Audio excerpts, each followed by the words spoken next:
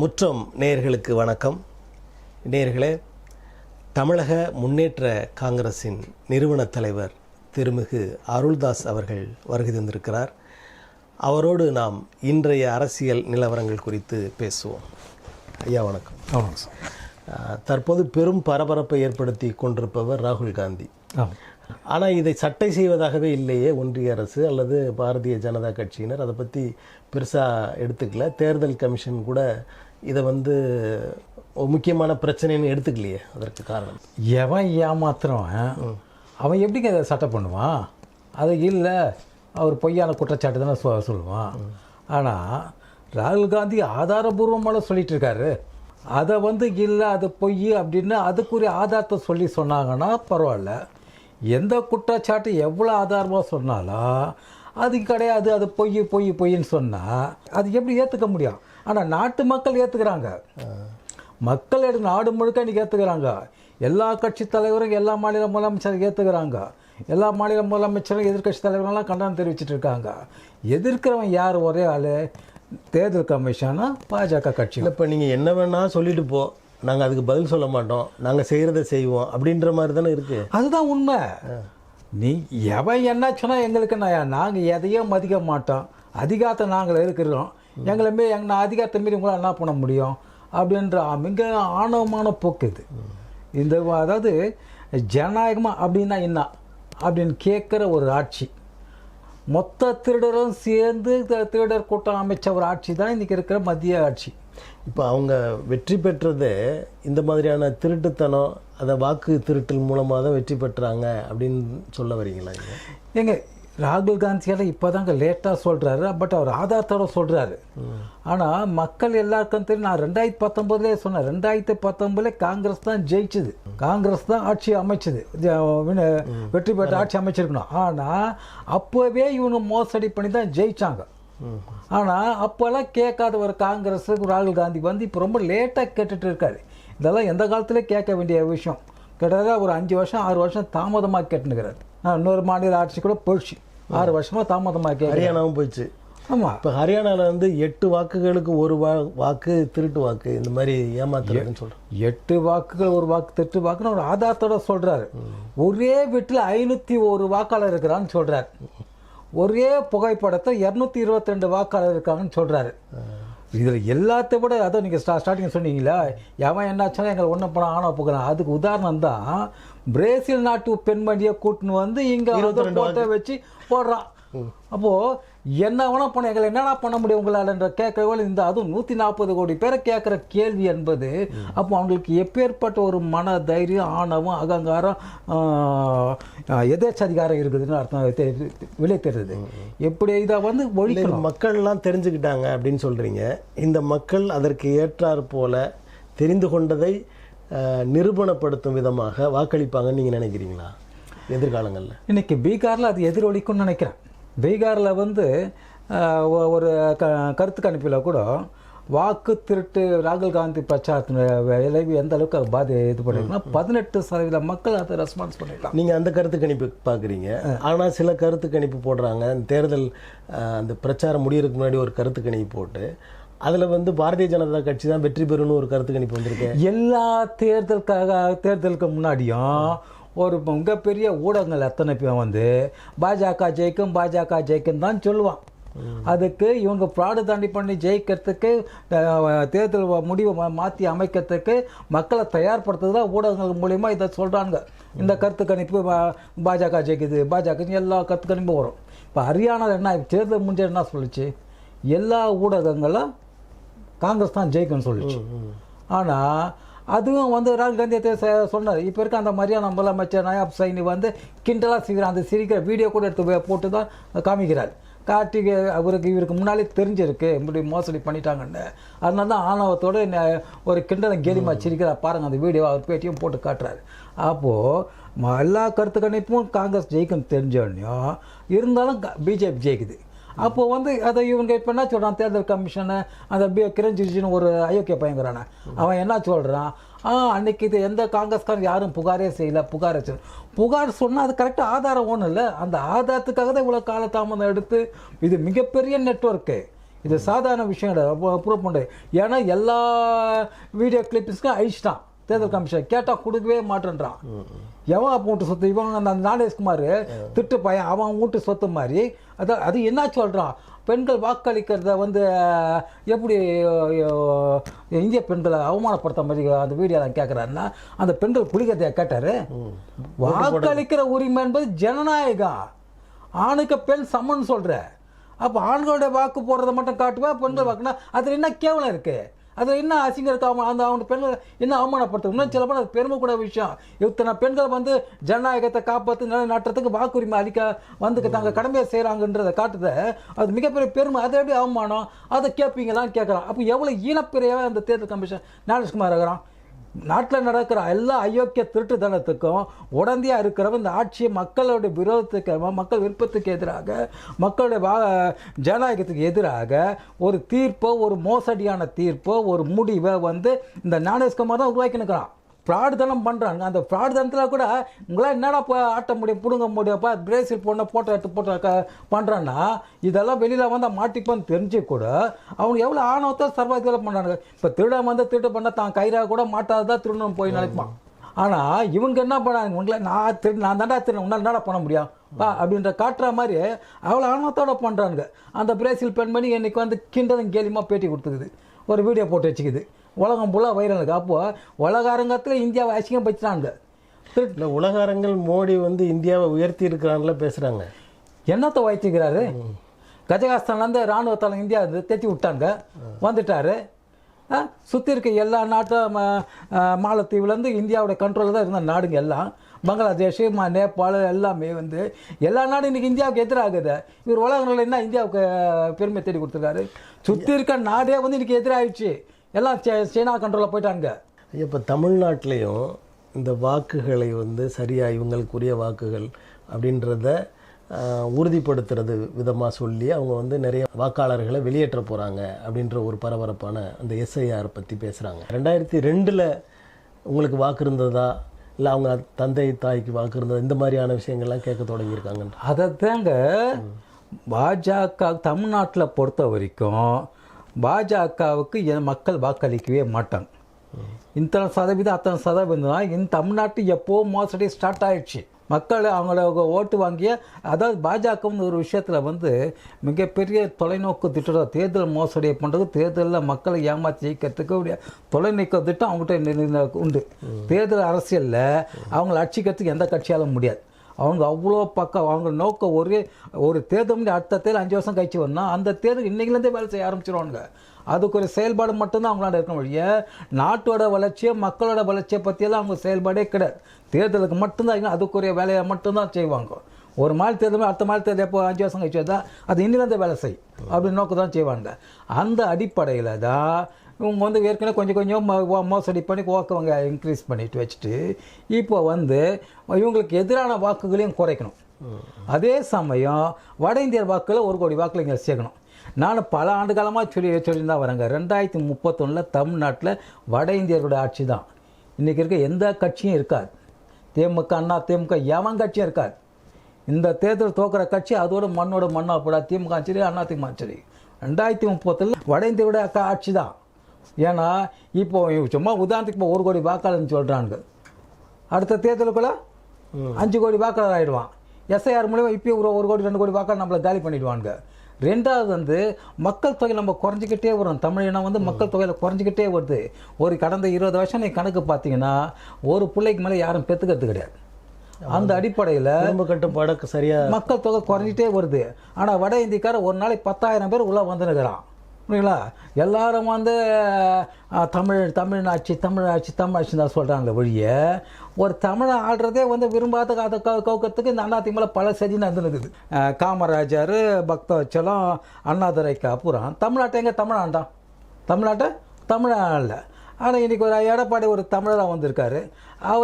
அவர் அரசியல் நம்ம பல பார்வைக்கு பல தவறாக இருக்கலாம். அது அவர் உள்கட்சி பிரச்சனை, அதெல்லாம் விஷயம். ஆனால் இன்றைக்கி அது ஒரு தமிழ் ஆண்டு தான் அந்த கட்சியில் பொறுக்க முடியாது. 1008 இதை பண்ணி அவர் கவுக்கிறதுக்கு என்ன வேலையை பண்ணுறாங்க. ஆனால் இன்றைக்கி அதை தாண்டி வட இந்தியர்கள் வாக்கு அதிகரிச்சுக்கிட்டே இருக்குது. புரியுங்களா? அவங்கள பாப்புலேஷன் அதிகரிச்சுட்டு ஒரு நாளைக்கு 10,000 பேர் வரான்.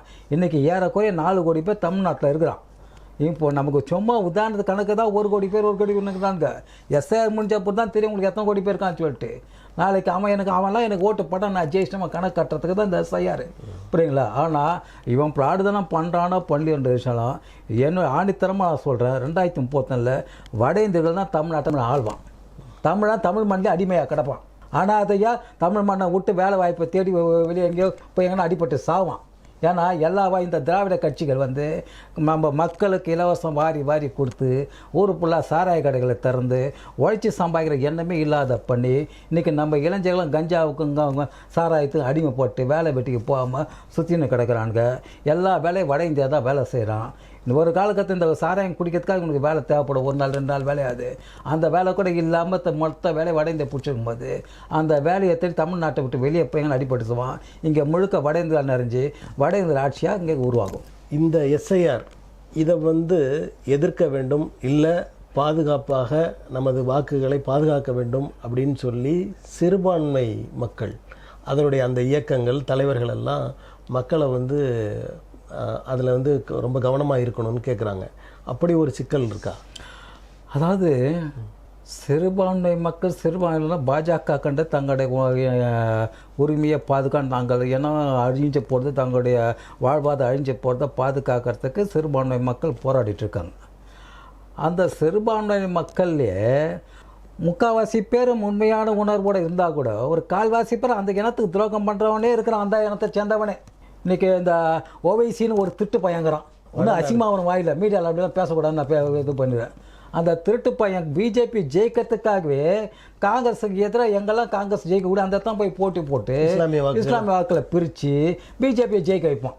அப்படியா போட்டு அவனையும் தூக்கி கொண்டு அந்த கட்சியில் அவன் அமைப்பிலும் 10,000 முஸ்லீம் சேர்ந்துக்கண்டு அவனை வாழ்க்கை கோஷம் போடணும் ஓட்டு போட்டுனாங்க. இவங்கெல்லாம் அறிவு இருக்குதா? இவங்க உண்மையிலே சோறு தான் துண்டால வேற தான் துண்டால தெரியல. நம்ம இனத்தையே வந்து அழிக்கிற ஒரு ஆட்சி மத்தியில் இருக்குது. நம்ம அவனுக்கு பகிரங்கமாக சொல்கிறானுங்க. முஸ்லீம்களை ஊடுருவி தான் இந்தியாவுக்குள்ள ஊடுருவி தான் நம்ம இந்துக்களுடைய வாழ்வாதாரத்தை படிச்சுக்கிட்டாங்க கொண்டுட்டான்னு பகிரங்கமாக குற்றம் சாட்டுறானுங்க. பகிரங்கமாக குற்றம் சாட்டினா கூட இந்த உணர்வு இல்லாமல் இந்த ஓவைசி மாதிரி ஆட்கள் இந்த வேலூரில் ஒருத்தர் இப்ராஹிம் சேர்ந்துக்கின்னு பாஜக வாழ்கன்னுக்குது. தான் இனத்தையே அழிக்கிற ஒரு கட்சியை வாழ்கன்னு சொல்கிறேன்ல, இவங்களை எப்படியா போட்டோம். அப்படி இருக்கும்போது அந்த மக்களுக்கு எங்கேருந்து இருக்கும்? அதை 100 பேர் ஒரு இடத்துல இருக்கான்னா அதில் 30 பேர் பாஜக ஓட்டு போட்டால் அந்த இனத்தினுடைய நன்மை எப்படி வந்து கிடைக்கும்? அந்த மக்களோட உரிமை எப்படி பாதுகாக்கணும்? அதை வந்து ஒட்டுமொத்த மக்களும் வந்து உணரணும். இப்போ உதாரணத்துக்கு கர்நாடகாவில் காங்கிரஸ் ஆட்சி வந்த உடனே அங்கே ஒரு வெடிகுண்டு நிகழ்ச்சி நடக்குது. காரணம் மொத்தம் முஸ்லீம் தான் மாட்டினவங்க அத்தனை பேரும். இவங்கள யாருக்கு? காங்கிரஸ் வந்து பாஜக இவங்களுக்காக போராடுற ஒரு கட்சி, இவங்க உரிமைக்காக வாழ்வுக்காக போராடுற கட்சியை போயிட்டு இவங்க வந்து அந்த ஆட்சி மக்கள் ஓட்டு போட்டு காங்கிரஸ் ஆட்சி வரும், அங்கே போய்ட்டு வெடிக்குண்டு வெடிக்கிறாங்க மாட்டின அத்தனை. அப்போ இவங்க எவ்வளோ பாஜக கைக்கூலி ஆக்குறாங்க. எலும்பு துண்டுக்கு ஆசைப்பட்டுக்குன்னு இது பண்ணும்போது அப்போ பார்க்குற மக்கள் நினைப்பானுங்க காங்கிரஸ் கட்சி வந்தாலே இது மாதிரிலாம் நடக்குதுப்பா. அப்போ அங்கே இருக்க மக்கள் இந்து மக்கள் நினைப்பானுங்க இதே பாஜக கட்சியில் இந்த மாதிரிலாம் நடக்கவே நடக்காதுப்பா. ட்ரெண்டை மாற்றிக்கிட்டே இருக்கிறாங்க. இப்போது ஃபஸ்ட்டெல்லாம் வந்து ஓட்டு வங்கியை வந்து இந்த தேர்தல் கமிஷன் தான் சொல்லணும், சாயங்காலம் 5-6 மணிக்கெல்லாம் இவ்வளோ சதவீதம் போலிங் ஆச்சுன்னு சொல்லணும். கொஞ்சம் மறுநாள் காலையில் அதெல்லாம் கிடையாது, இவ்வளோ ஆயிடுச்சுன்னு எக்ஸ்ட்ரா ஒரு 10-20% போடுவாங்க. அதெல்லாம் சேர்த்து அதை ஜெயிக்க வச்சிருவாங்க. அது ஒரு 2 எலெக்ஷன் முடிஞ்சிச்சு. 2வது இப்போ நம்ம அது கண்டுபிடிச்சான்னு சொல்லிட்டு ஒரு ஓட்டுலேயும் இவ்வளோ ஓட்டுக்குதுன்னு கணக்கு போய், அதாவது இவன் எஸ்ஐஆர் நான் எடுக்கிறான், எஸ்ஐஆர் நான் நம்மளை வந்து கரெக்டாக இருக்கவங்கள்ட்ட பர்த் சர்டிஃபிகேட் வந்து கேட்குறான் கொள்கிறான். ஆனால் இவன் வந்து முகவரியே இல்லாத கேட்ட 0 நம்புறான். லட்சக்கணக்கான பேர் வாக்குரிமை கொடுத்தான். அப்போ எதுக்கு இந்த எஸ்ஐஆர்? வீடே இல்லாமல் முகவரியே இல்லாதவங்க எப்படி வாக்கு கடும்? பிளாட்ஃபார்மில் வசிக்கிறவங்க பாலத்துக்கு அடியில் வசிக்கிறவங்களாம் ஓட்டு முகணும். அப்போ எதுக்குடா நீ எடுக்கிற? இந்த வீட்டில் தான் நீ வசிக்கிறாங்க, இந்த வீட்டில் தான் இவர் இருக்கார் அப்படின்னு உறுதிப்படுத்திக்கிறது இவரோட ஓட்டு வாங்கி இதில் தான் இருக்குன்னு சொல்லி உறுதிப்படுத்தி எடுக்கிறேன். அப்போ அது அந்த முகவரிலாம் செக் பண்ண இந்த வீட்டில் தான் செக் பண்ண அதுதான் நீ சொல்கிற. ஏன்னா இடம்பெயர்ந்து போயிட்டாங்க, அப்போ அவங்க எந்த ஓட்டு வச்சுக்கிறாங்க தெரியாது கொள்ளது அப்படின்னும் போது அடிப்படையில் முகவரியை நீ செக் பண்ணி இந்த வீட்டில் தான் குடிக்கிறான். அப்போ முகவரி இல்லாத எப்படி நீ வாக்கு உரிமை கொடுக்குற? இதுலேயே தெரியல இந்த எஸ்ஐஆரோட மோசடியானது ஃப்ராடுதனமானது. இப்போ தமிழ்நாட்டில் இந்த கணக்குகளெல்லாம் எடுக்கிறவங்க தமிழ்நாட்டை சேர்ந்த அலுவலர்கள் தான். அவங்க எப்படி இந்த தவறுகளை எல்லாம் செய்வாங்கன்னு நினைக்கிறீங்க? சார் அலுவலர்கள் கரெக்டாக எடுத்துன்னு போய் கொடுப்பாங்க சார். ஆனால் அதை முடிவு பண்ணுறது யார்? இதுதான் வரைக்கும் வாக்காளர் பட்டியல் முதல்ல வெளியிடுறது யார்? இந்த பணியாளர் வெளியிட போகிறாங்க. எடுத்துமே கணக்கு ஒப்புக்கிச்சப்போ நம்மளை ஏமாற்றி ஒரு கணக்கு போட்டு கொடுத்துட்றான். அது எடுத்துமே அவன் கொடுத்துருவான். அதை முடிவு பண்ணுறது யார்? அவனுக்கு தானே தலைமையில் தான் முடிவு பண்ணுறாங்க. இது எல்லாத்தையும் டெலிட் பண்ணுப்பா. இப்போது கணக்கு எடுக்கிறவர் வந்து ஒரே வீட்டில் 500 ஓட்டு இருக்குன்னு கணக்கு கொடுப்பாரா? நம்ம தானே ஃபார்ம் ஃபில்அப் பண்ணி கொடுப்போம். நம்ம வீட்டில் வந்து 500 ஓட்டு இருக்கிற நம்ம ஃபில்அப் பண்ணி கொடுப்போம். கணக்கெடுப்பு விட்டுட்டு இன்னொரு கணக்கெடுப்பு நடக்கும். அவங்க தனியாக பண்ணுவாங்க. இது நம்மளை ஏமாத்துறது கண் துடைப்புக்காக. கேட்டால் நாங்கள் எப்போ கணக்கு எடுத்தோம் கேட்டால் நான் 3 தடவை வந்து எடுத்தோம்ல, அதுக்காகாது. இதெல்லாம் வந்து நம்மளை ஏமாத்துறதுக்கு உங்கள் பணியாளர் வச்சு உங்கள் மக்களை வச்சு நான் கணக்கு எடுக்கணும்னு சொல்கிறது பித்தலாட்டம். பணி நிமித்தம் பல இடங்கள் புலம்பெயர்ந்து போயிட்டாங்க. ஒரே வீட்டில் தான் அவங்க எல்லாம் இறந்து போயிருப்பாங்க. இவங்களை கண்டுபிடிச்சி அவங்களாம் நீக்கத்துக்காக தான் நாங்கள் கொண்டு வரோன்னு சொல்கிற ஆள் எப்படி வந்து ஒரே வீட்டில் 500 ஓட்டு நீ சேர்ப்பு, முகவரியே இல்லாதவனுக்கு 0 பண்ணுற, இந்த மாதிரி பல தில்லுமுள்ளுகள். இதையெல்லாம் வந்து நீ பண்ணுறதுக்காக மக்களை ஏமாற்று நாங்கள் ஒரு கணக்கெடுப்போம் சொல்கிறதுக்காக பண்ணுற வேலை இதெல்லாம். இப்போ உலகம் வந்து விஞ்ஞானபூர்வமாக உயர்ந்து விட்டது. பல அதிசயங்களை எல்லாம் செய்கிறாங்க. இந்தியாவை பொறுத்த வரைக்கும் வாக்காளர்கள் ஒரே பேரில் எத்தனை பேர் இருக்கிறாங்க அப்படின்ற மாதிரிலாம் இப்போ சில படங்கள்லாம் பார்த்துருப்பீங்க. ஒருத்தர் பேரை சொன்னால் இந்த பேரில் எத்தனை பேர் இருக்காங்க, எங்கே படித்தாங்க, இந்த மாதிரிலாம் விவரம் வருது. இந்த வாக்காளர்கள் அந்த மாதிரி விவரங்களை கொண்டு வந்து செயல்படுத்த முடியாதா சார்? அதாவது இது எல்லாம் இது பண்ணி தான் ஆதார் கார்டு வந்து ஒன்று ஏற்கனவே உருவாக்குனது. பல விஷயங்களுக்கு நீ ஆதார சேர்க்கலாம்னு ஒன்று பேக் அங்கோட்ட இதை பண்ணிவிடுவேன், அதை பண்ணிவிட்டு பல விஷயங்கள் சொல்கிற ஆள் வந்து பீகாரெல்லாம் அதை ஏற்றுக்கல.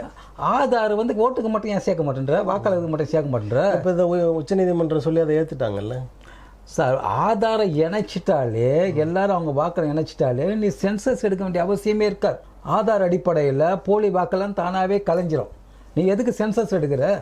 ஆதாரம் வந்து சும்மா விஷயம். நம்ம கருவழியிலேருந்து கைரேகை கூட கருவழியெல்லாம் இதை ஐடென்டிஃபை பண்ணது தான் ஒரு விஷயம். அப்போ ஒருத்தருக்கு ஒன்று தான் இருக்க முடியும், வேறு இருக்கிறது வாய்ப்பே கிடையாது. கைரேகையை வச்சுக்கிட்டு கண் வழியை வச்சு பண்ணுவேன். அப்போ அதை நீ ஓட்டை அடித்தாலே முடிஞ்சு போச்சு.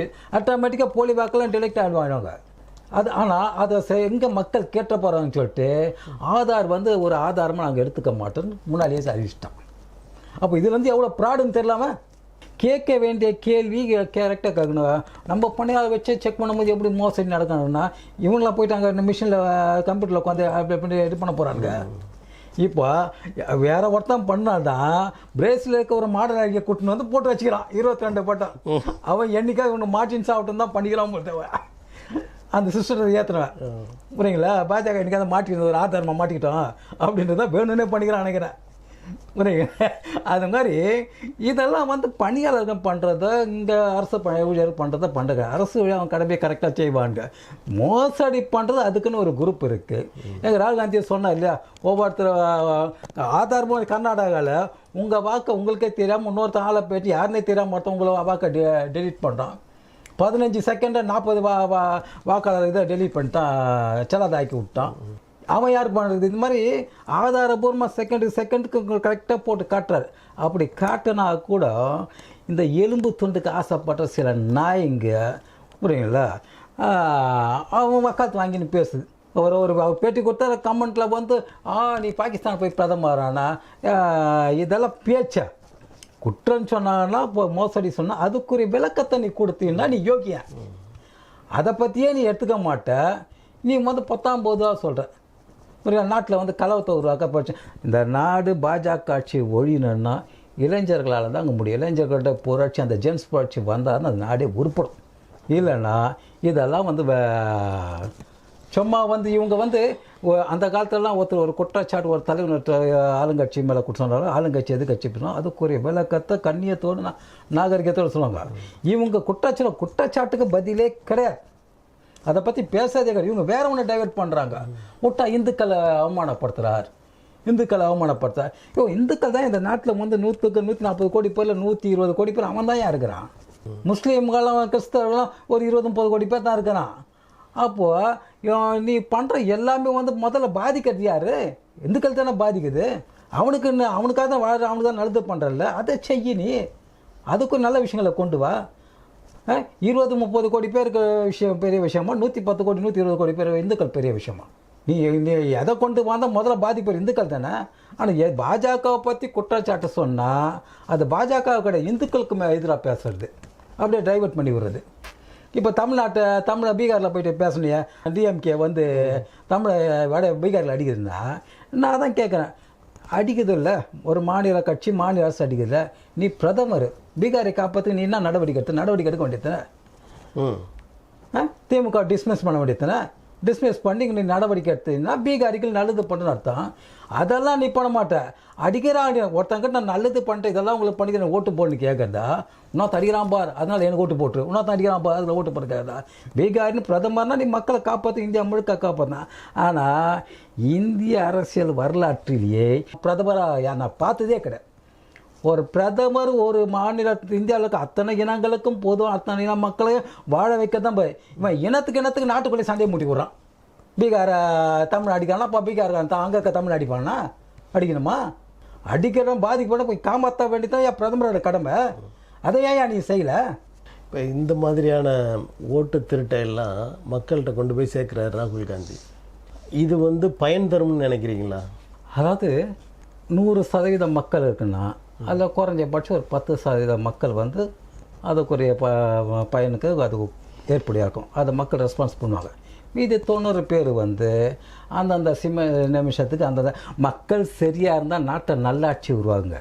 ஒரு அரசு நல்ல அரசாக கெட்ட அரசை வச்சு மக்கள் நல்லவர்களாக கெட்டவர்களாக நீங்கள் முடிவு பண்ண முடியும். மக்கள் நல்லவர்களாக இருந்தால் நல்ல அரசு உருவாகும், மக்கள் கெட்டவர்கள் இருந்தால் கெட்ட அரசு உருவாகும். ஆனால் காங்கிரஸை பொறுத்த வரைக்கும் ராகுல் காந்தியை பொறுத்த வரைக்கும் மக்கள் வந்து நல்லவர்களே. ஏன்னா அவங்க காங்கிரஸ் தான் ஒவ்வொரு மாதத்தை ஓட்டு போட்டு தேர்ந்தெடுத்தா, பிஜேபி போடல. இவங்க வந்து மிகப்பெரிய இப்படி திருத்து வழியை குறுக்கு வழியில் மோசடி போய் மற்றவங்க மக்கள் நல்லவர்கள் தான். இப்போ இந்த வாக்குரிமை மக்கள் கொண்டு போய் ராகுல் காந்தி கொண்டு போய் கண்டிப்பாக மக்களுக்கு எதிரொலிக்கும். அது பீகார் தேர்தல் தான்.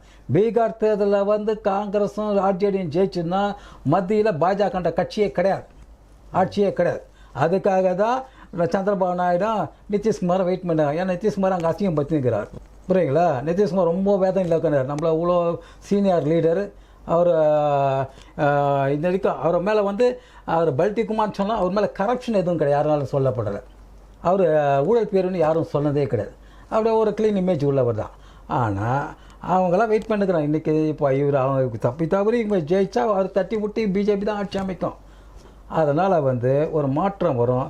பிஜேபி தேர்தலில் வந்து கண்டிப்பாக காங்கிரஸ் ஆர்ஜேடி கூட்டணியை வந்து அதாவது ஃபுல் ஸ்ட்ரென்த்தில் அட்லீஸ்ட் ஆட்சி அமைக்கக்கூடிய அளவுக்கு கண்டிப்பாக ஜெயிப்பாங்க. ஜெயிக்கும் பட்சத்தில் மத்தியில் பாஜக ஆட்சி இருக்கே இருக்காது. இந்த மோடியும் அமித்ஷா தூக்கி எறியப்படுவார்கள். பீகார் தேர்தல் நடைபெறப் போகிறது, அதை சொன்னீங்க நீங்கள். தமிழ்நாட்டிலையும் 2026 தேர்தல் வரப்போகுது. இங்கே உள்ள தேர்தல் களம் எப்படி இருக்கும்? யார் வெற்றி பெறுவாங்கன்னு நினைக்கிறீங்க? தமிழ்நாட்டு தேர்தலை பொறுத்த வரைக்கும் இப்போவே எதையும் சொல்ல முடியாது. எந்த ஒரு தேர்தலும் முன்னாடியே வந்து முன்கூட்டி எந்த கட்சி தான் ஜெயிக்கும் அப்படிலாம் சொல்லவே முடியாது. இப்போ மே மாதம் தேர்தல் நடக்க போதுன்னா ஏப்ரலில் மார்ச் எண்டில் அந்த மாதிரி சமயத்தான் ஒரு தெளிவான பிக்சர் கிடைக்கும். அப்போ தான் உங்களுக்கு வந்து எல்லா கூட்டணிகிட்டையும் முடிவாகும். இங்கே வந்து கூட்டணியை பொறுத்து தான் வந்து கூட்டணி பலத்தை பொறுத்தா ஒரு கட்சி ஜெயிக்கிறது தோக்கிறது என்பது இருக்குது. ரெண்டாவது மிகப்பெரிய மக்கள் ஆளுங்கட்சி மேலே ஒரு வெறுப்பு அலை இருந்தால் தான் அது அப்பயே ஒரு மாற்றத்தை சொல்ல முடியும், புரியுங்களா? அதனால் வந்து இப்போதைக்கு அந்த ஒரு சூழ்நிலை கரெக்டாக தேர்தல் நெருக்கத்தில் தான் சொல்ல முடியும். தேர்தல் நெருக்கத்தில் தான் கட்சி. ஆனால் என்னுடைய சுய கணிப்பு பண்ணால் அதிமுகவும் தாவேக்காவும் விஜய் கட்சியும் சேர்ந்தால் மிகப்பெரிய வெற்றி அதிமுக பெறும். நன்றி. உங்களது கருத்துக்களை மக்களுக்கு தந்தமைக்கு எங்களது மனமார்ந்த நன்றி. நன்றி. நேயர்களே, அடுத்த நிகழ்வில் வேறொரு ஆளுமையோடு சந்திப்போம். நன்றி, வணக்கம்.